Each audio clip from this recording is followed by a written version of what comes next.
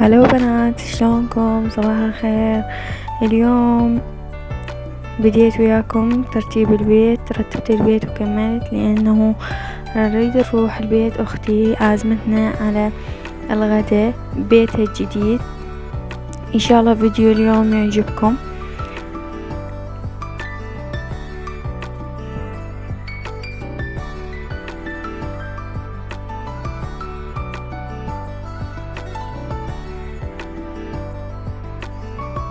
احنا عندنا عادة انه نرتب البيت قبل ما نطلع، ما اعرف ليش. هاي من راح يجي يفتش ورانا، من راح يجي يشوف، بس اهم شي البيت يكون مرتب.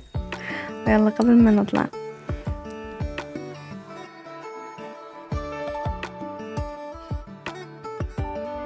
ولازم نحضر لنا كوب قهوة على مود شوية ناخذ استراحة من التنظيف. وحضرت كوب قهوة، تفرجت شوية على فيلم. بس أريد أعرف رأيكم بنات، إذا تحبون إنه أسجل صوتي على الفيديوهات أو تحبون إنه أكتب عليهن أو بس موسيقى، يا ريت تجاوبوني بالتعليقات إذا حابين. وتكتبوا لي الموضوعات اللي حابين نشاركها بالفيديوهات. وهنا تحضرنا وراح نطلع. بيت أختي قريب علينا، فراح نروح يمها، وهنا احنا بالطريق.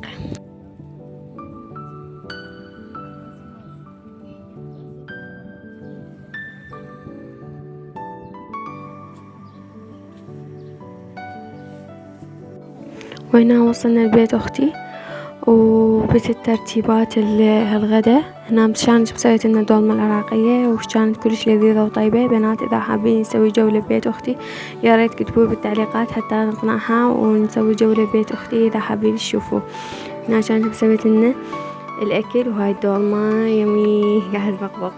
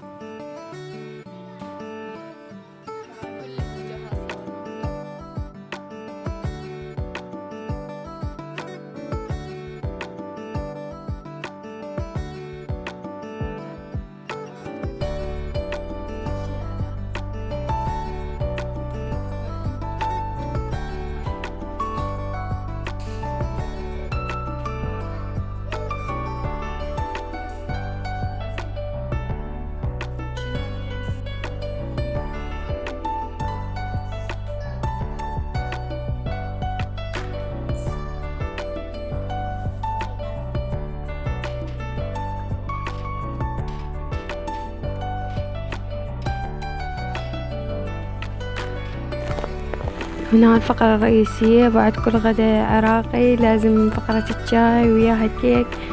والكيكة كانت كلش طيبة من ايد اختي، كلش تعرف تسوي كيك لذيذ.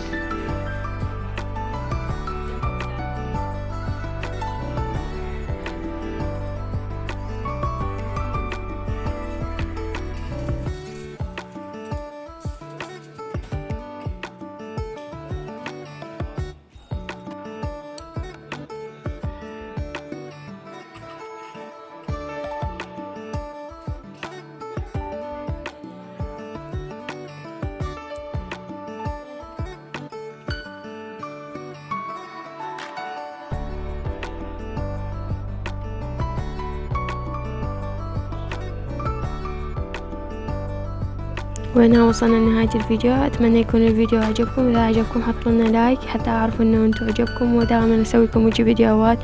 وباي بنات، مع السلامة.